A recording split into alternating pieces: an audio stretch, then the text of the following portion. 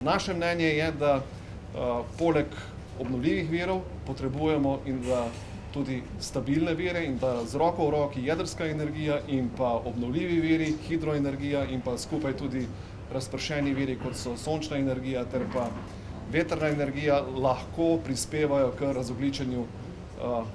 celotnega elektroenergetskega sistema. Smo tudi mnenja, da ravno v situaciji, v kateri se trenutno nahajamo, se pravi te izjemne energetske krize, nam samo domači viri,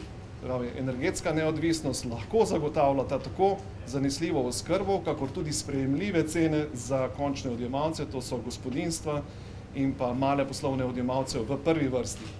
Države seveda sprejemajo različne ukrepe, primarno zato, da ščitijo končne odjemalce in ti ukrepi ne bi niti bili možni, če ne bi imeli domačih virov. Za naprej pa je ravno tako pomembno tudi danes razmišljati o dolgoročnih ukrepih, ki bodo v nadaljevanju preprečili ponovitev krize, v kateri se recimo danes nahajamo.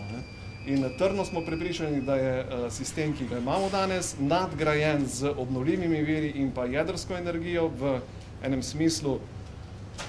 energetske neodvisnosti in pa okoljske nevtralnosti, da je to prava izbira za energetske izzive in pa tudi izzive prihodnosti, ki jih imamo. Mi danes razvijamo ta projekt v skupini GEN.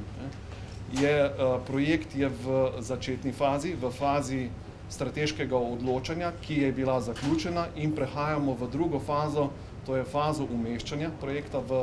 s postopki državnega prostorskega načrta in trenutno še nismo tako daleč, da bi iskali partnerje na projektu. Ta faza prihaja v nadaljevanju in bo do same